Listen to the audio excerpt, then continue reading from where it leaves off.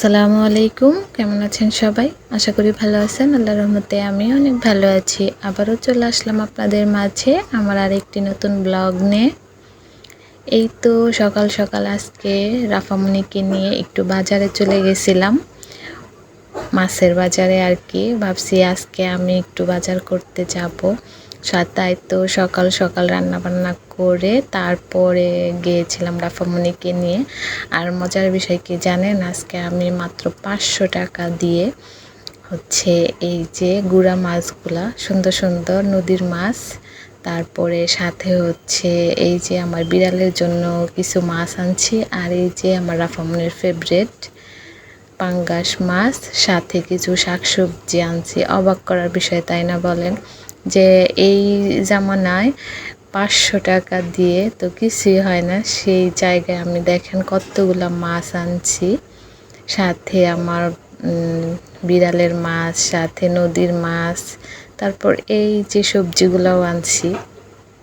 আমি জানি সবাই একটু অবাক হচ্ছেন তাই না, যে বাজারে এখন কিন্তু সবজির দাম অনেকটাই তাই না, আর তার ভিতরে আমি সবজি মাছ আনছি, এগুলো আনছি হচ্ছে মাত্র 500 টাকা দিয়ে।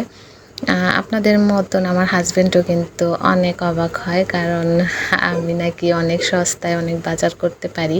মাশাআল্লাহ, আমিও অনেক নিজেকে আর কি এই দিক দিয়ে অনেক কি বলবো আর কি, কী বলে, নিজেকে অনেক ভালো মনে করি আর কি, যে আমি অনেক সস্তা, সস্তা না মানে আমি কি যেখানে মনে করেন অনেক বেশি খাবো সেখানে একটু খাবো, সমস্যা কি, কিন্তু পছন্দের খাবারটা তো আনতে পারবো।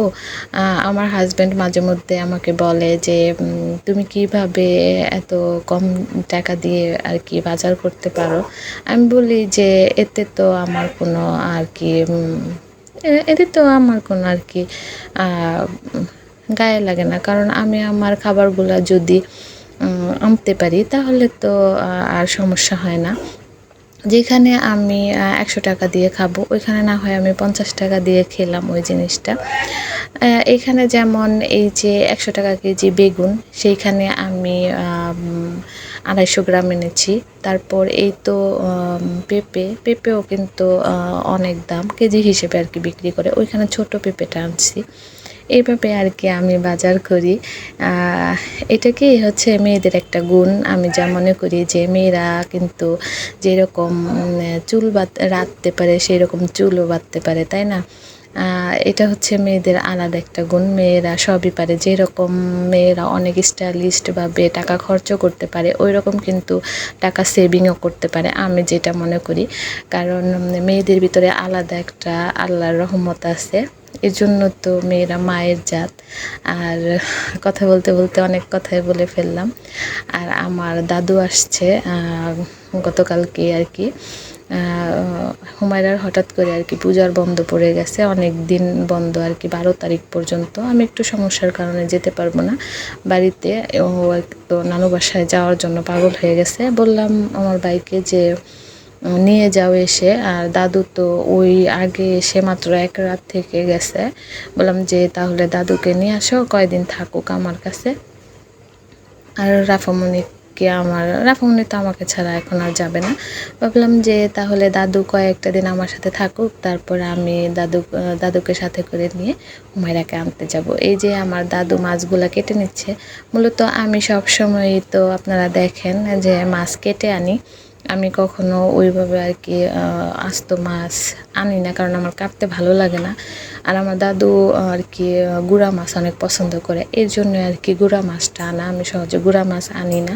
হুমায়রার আব্বু শুধু গুঁড়া মাছ পছন্দ করে। গুঁড়া মাছ আমার দেখতে আর রান্না করতে ভালো লাগে, কিন্তু খেতে আমার একদমই ভালো লাগে না।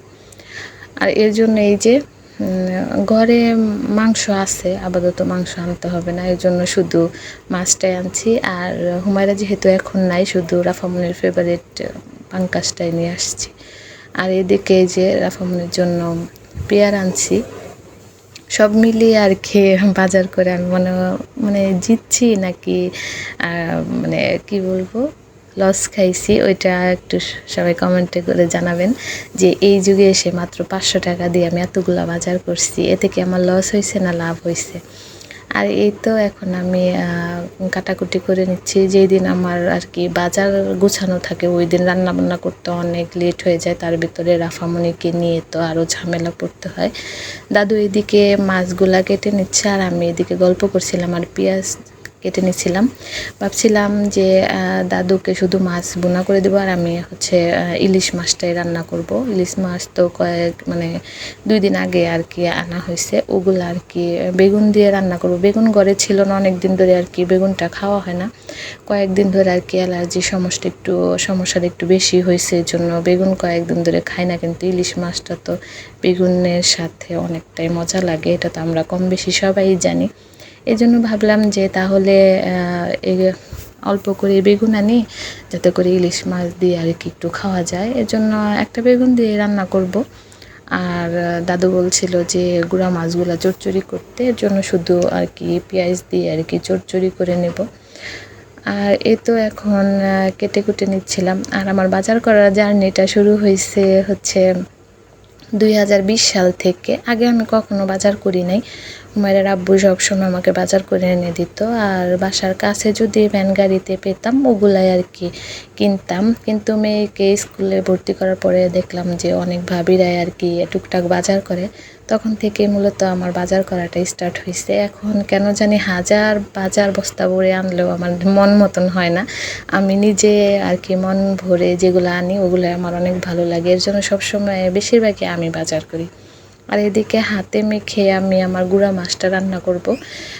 সবসময় আর কি কেন জানি গুঁড়া মাছটা হাতে মেখে কিছু কিছু আর কি রান্নার আর কি জিনিস, যেমন গরুর মাংসটা হাতে মেখে রান্না করলে অনেক মজা লাগে, ওই রকম আর কি গুঁড়া মাছটাও কিন্তু হাতে মেখে অনেক ভালো লাগে। এদিকে দাদু এই যে গুঁড়া মাছটা দেখেন কি সুন্দর করে ধুয়ে ফেলেছে। আর এই যে ওই দিন বললাম না যে বক্সে করে মাছ রাখার সুবিধা, দেখেন এক তো তাড়াতাড়ি আর কি বরফ থেকে ছুটেছে। কি বলবো, এখন যদি পলিথিনে থাকতো অনেকটাই কিন্তু সময় লস হতো আমার। আর এই পর্যন্ত যারা আমার ভিডিওটা কন্টিনিউ করেছেন অবশ্যই একটা লাইক দিয়ে আমার সাথে থাকবেন। আর ভিডিওটা দেখতে দেখতে যদি ভিডিওর কোনো অংশ একটু হলেও আপনাদের কাছে ভালো লেগে থাকে অবশ্যই ভিডিওটা সাবস্ক্রাইব করে দিবেন, চ্যানেলটা সাবস্ক্রাইব করে আমার পাশেই থাকবেন। আর এত পরিমাণ বৃষ্টি হইতেছে এখন, এই যে বৃষ্টির সাথে সাথে কিন্তু প্রচুর গরম পড়ছে। হঠাৎ করে কিন্তু আকাশটা দেখেন কতটা সুন্দর, একদম মেঘলা ছিল না। আর বৃষ্টির কথা কি বলবো, এই বছর কিন্তু প্রচুর পরিমাণে বৃষ্টি হলো। আর মনে হয় শীতটাও একটু বেশি পড়বে। আর কথা বলতে বলতে রান্নাবান্নাও আমার কমপ্লিট হয়ে গেছে, এই যে দেখেন। আর এইদিকে একটু আগে অনেক বৃষ্টি ছিল, হঠাৎ করে ঝলমলিয়ে রোদ উঠেছে, আকাশটাও মাশাআল্লাহ অনেক সুন্দর, মেঘগুলা দেখেন ভাসছে। আর আজকের ভিডিওটা এই পর্যন্তই। ভালো লেগে থাকলে একটা লাইক কমেন্ট শেয়ার করে আমার পাশে থেকে যাবেন। সবাই ভালো থাকবেন, সুস্থ থাকবেন, আমাদের জন্য বেশি বেশি দোয়া করবেন। আসসালামু আলাইকুম।